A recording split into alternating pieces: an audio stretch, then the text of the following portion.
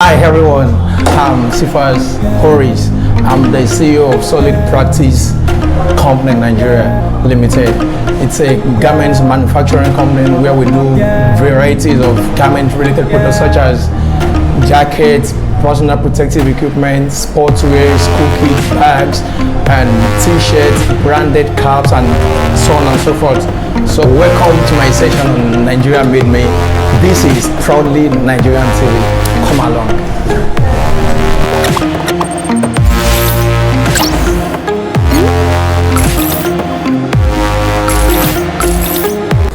So guys, it all started with the dream to become an entrepreneur, not just to become an ordinary person, not to become a mediocre, but to become an exceptional being that will contribute immensely towards the economic growth of the society. So it began with a dream to be an entrepreneur. So while I was in school on campus, I thought of what am I going to do. I don't want to work with anybody. I don't want to work for any organization. I want to have my own organization whereby people will work for me. So then I thought of so many things. I thought of so many ideas, and I chose one, which is the garment industry. So that is the one I chose, and the reason is not far-fetched. Garment industry is one of the fastest growing sector in the world right now. That has contributed immensely towards the growth of countries' GDP, such as China, Bangladesh, and India.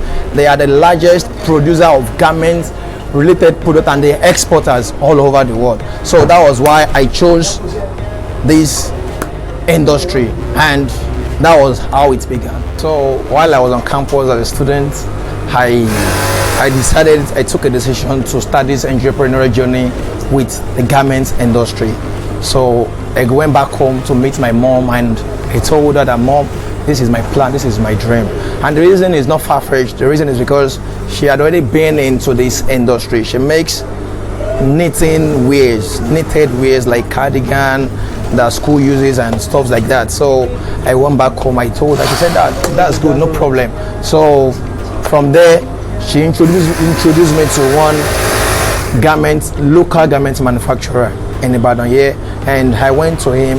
And the reason why I went to him was just to have the idea, not to emulate what he does, but just to have the basic idea, then think of how to globalize my local brand. So that was how it started, and I went to him. I paid the training fee, and from there I learned the little I could learn, because I was still a student and I was traveling, doing other businesses, training people around the world. So I did that, and I got the basic knowledge. Then from there I sat myself down, I wrote down the things I needed to start up my own garment factory in a little way. Then from there I got the basic equipment I needed. Then thereafter I got a space.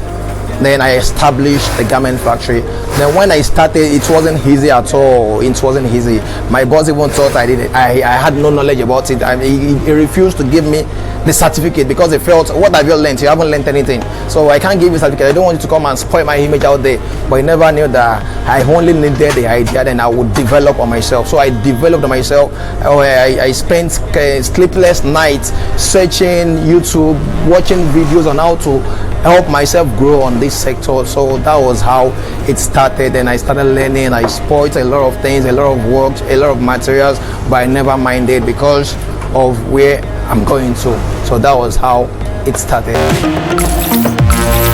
So now I want to show you how we get our job done here at Solid Practice Company. So the first thing we do is to identify the material we want to use for the client. So to know the best quality and the quantity, there's a way we do our calculation in such a way that we maximize the material. We don't waste resources. We make maximum use of resources here. So after getting the material, then we bring it here into the cutting room. This is where we do the cutting. We cut the patterns and everything to shape before everything takes place. So here we have some materials here.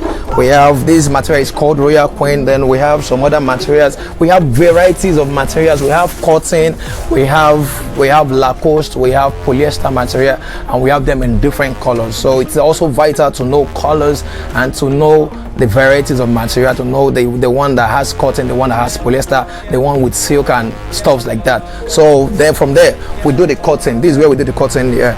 So we cut materials here Yeah, we have the table that we use, we have the chalk, then we have the cutting machine. This is what we use to do the cutting. So we use the cutting machine to cut out. This is how it works. So instead of using the local conventional scissors, we use the cutting machine. So this is a modern way of doing mass production. So then from the cutting, yes, like something like this is a face mask we just cut out right now. So it's about to go towards the sewing section. So this is just the cutting of it. So from here it goes to the sewing section, which is a factory where we do the sewing and everything and the finishing. So this is what we do here. Basically we do cutting. This is the background, the foundation of every garments production process. Yeah, so from the cutting room, this is the next stage where the job is being done. This is where the process of sewing and everything is being done here. So now I want to introduce the equipment, the various equipment we use here. So here I have the straight sewing machine. It's an industrial machine. So the straight sewing machine, it does sewing only. Sewing, like something like this, it sews something like this, it sews something like this, and like what it's doing right now, it only sews. This is a straight sewing machine. So it's making face mask as it's saying right now. So this is what this machine does. So like what it's also doing as well is using the straight sewing machine to sew straight line on the material. This is what it's doing. So that's what it does. So then from the straight sewing machine, it goes to the overlocking machine. This is the overlock machine. This is one. This is one. These are the overlocking machine where they are working on right now.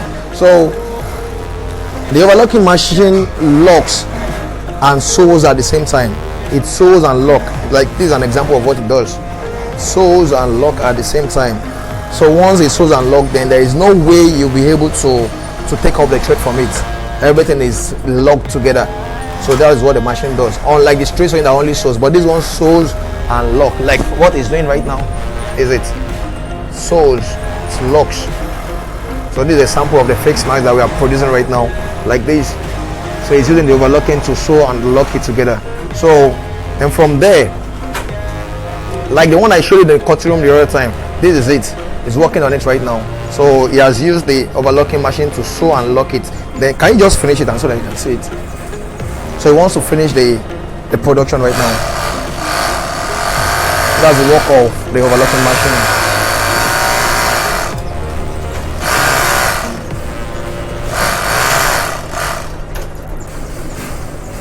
So this is what it looks like, the sewing and the locking. So then from this stage, now we go to the taping machine. This is the one that does the finishing of the sewing. It folds the edge of the material. This is what it does. It folds the edge of materials.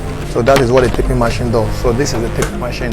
So those are the three basic equipment we use here in the factory for sewing: the straight sewing, the overlocking, and the taping machine. So that is it.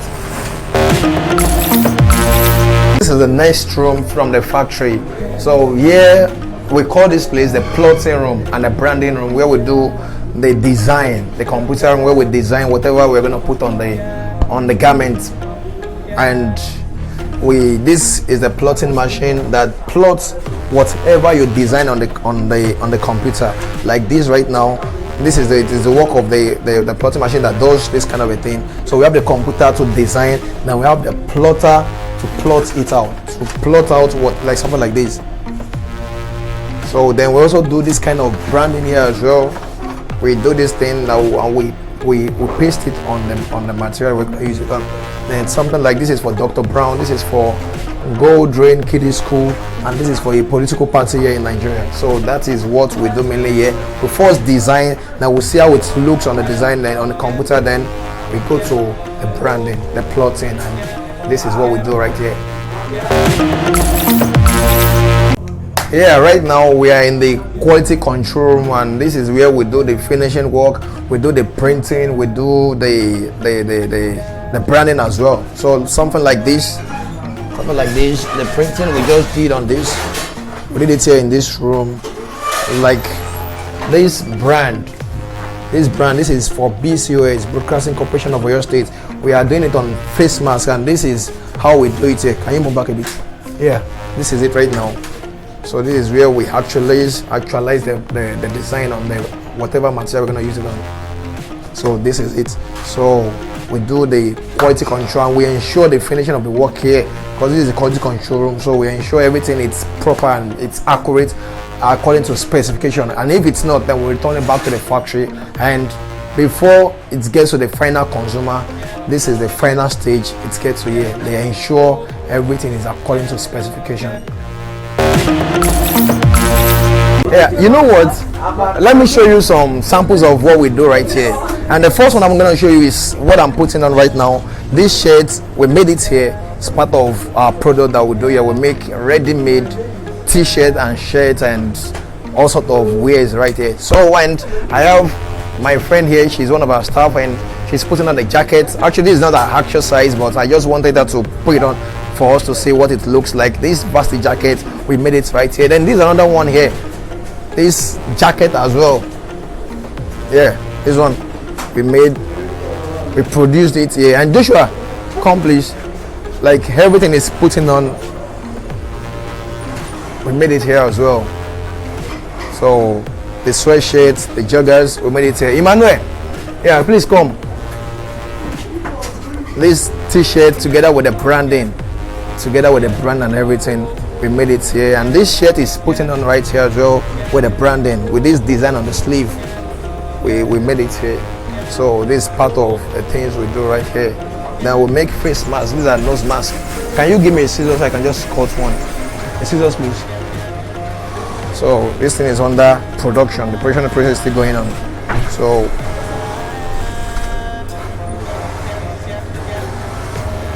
this is what it looks like.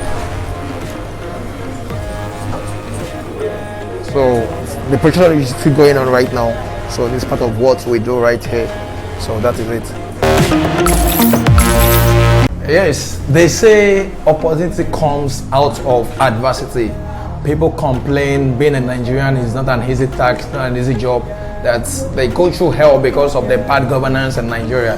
But I will tell you that in every adversity there is opportunity, and that is what I have tapped into. Because growing up as a young boy in a poor environment, a local environment, I went through hell, but thank God I was able to discover the opportunity that lies in the adversity, and I was able to embrace and make good use of it. So as a Nigerian, it's good that you are being brought up in a very tough way and a tough situation, but the good news is that ensure that all the lessons you've learned don't just go like that. Ensure you make good use of those lessons being brought up. We are a very strong nation. We are a very strong citizen. We go around the world. There is nowhere you won't find Nigerians. Just all over the world, be it US, Canada, Australia, Lebanon, any Egypt, any South Africa, any country in the world, you will see Nigeria. Why? Because we have this fighting spirit. We possess the fighting spirit as a result of the process we have been through in this country. So there is no condition we can't adapt to. There is no environment we can't adapt to. So this fighting spirit is what keeps us going as a country. Any Nigerian, I salute you because you have a fighting spirit. So to young Nigerians who are aspiring to set up something like a garment factory like this, the first thing I would like to tell you is to conceive the dream of becoming a great entrepreneur. So how big is your dream determines how big you're going to go in life. So you have to dream big. So then starting from the dream should motivate you, be enough to motivate you, because you're going to face a lot of obstacles.